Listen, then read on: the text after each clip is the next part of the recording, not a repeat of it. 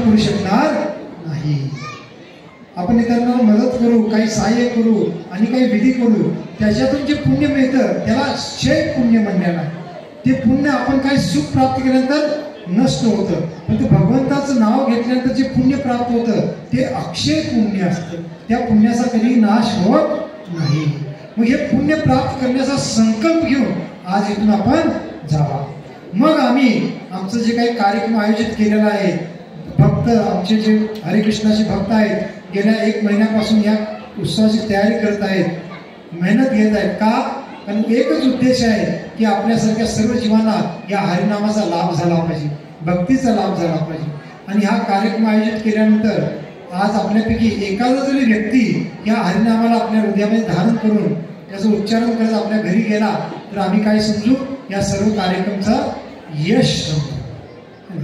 आणि त्यासाठी सर्वांना आम्ही विनंती करतो, या हरिनामाला आपल्याला आपण स्वीकारा, आपल्या जीवनामध्ये त्याला स्थान द्या आणि चालता बोलता हाती काम मुखी नाम भगवंताचं नाव घेत राहा.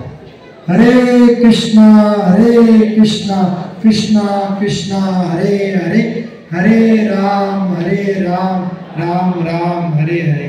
तर शेवटी आम्ही सर्व उपस्थित भावी भक्तांचं विशेष धन्यवाद मानतो की आपण एवढा वेळ शांततेने भगवत कथा श्रवण केला.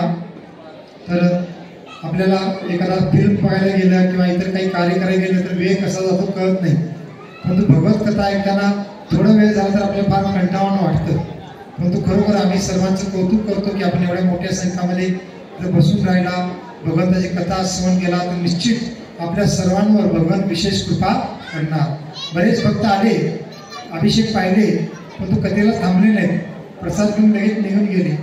त्यांनाही कृपा प्राप्त होणार, परंतु आपल्या सर्वांना एकदा असणाऱ्या भक्तांना आणखी ज्यादा विशेष कृपा प्राप्त होणार. का? कारण आज तुम्ही या विशेष दिवशी भगवंताच्या संबंधित कथेचं श्रवण केलं. तर त्यासाठी आपल्या सर्वांचं विशेष मी आमच्या सत्संगच्या वतीने धन्यवाद मानतो. हरे कृष्णा.